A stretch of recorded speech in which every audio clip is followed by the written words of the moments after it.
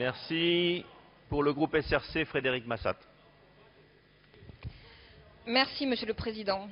En préambule à cette explication de vote, je souhaiterais dire, Monsieur le Ministre, et là je m'adresse à Monsieur le Ministre, qu'il est inacceptable que pour des propositions de loi de la majorité, à savoir l'UMP et le nouveau centre, nous votions directement et les amendements et les propositions de loi le cas échéant, et quand il s'agit des textes de l'opposition, à savoir le groupe socialiste et le groupe communiste, les votes sont réservés à la demande du gouvernement.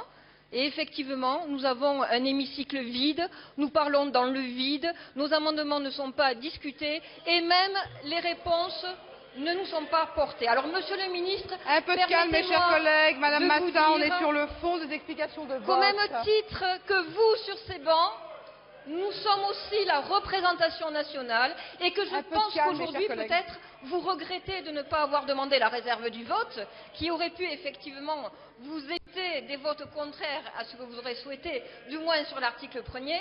Mais quoi qu'il en soit, nous concernant, nous souhaiterions avoir le même traitement quand nous sommes tous des députés, tous des représentants de la nation et avoir les mêmes conditions d'examen de nos textes parlementaires. Maintenant, Madame la Présidente, permettez-moi de vouloir vous exprimer notre positionnement sur ce texte. Effectivement, comme nous l'avons dit à Monsieur le rapporteur, nous l'avons dit au groupe Nouveau Centre, nous avons fait une ouverture. Nous avons dit que nous serions prêts à voter ce texte si nos amendements concernant l'accès à ce fichier par les seuls particuliers emprunteurs avaient été acceptés. Ils ne l'ont pas été, donc vous ne serez pas surpris qu'aujourd'hui, je puisse vous dire qu'effectivement, nous étions d'accord sur l'article 1er.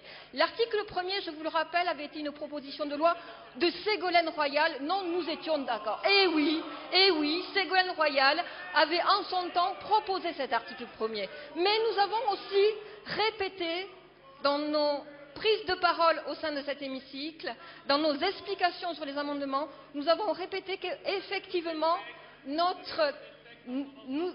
n'avons pas voté le texte. Merci de laisser Madame Massa s'exprimer. Merci Madame la Présidente. Je vous en prie, continuez. Nous avons dit qu'effectivement nous aurions pu le voter si l'accès était réservé uniquement à l'emprunteur. Donc nous ne le voterons pas. Mais je souhaiterais dire quand même que le surendettement, c'est également une politique globale. Elle ne peut pas être vue uniquement par un aspect des choses, à savoir un fichier, pas de fichier, positif, négatif. Ça ne suffit pas. Et à ce sujet, nous avons fait durant cette mandature un certain nombre de propositions. Je ne vais pas les rappeler, mais je souhaiterais quand même juste dire, Monsieur le Ministre, que la majorité sénatoriale a aujourd'hui s'est saisie de votre texte sur le droit des consommateurs et l'information.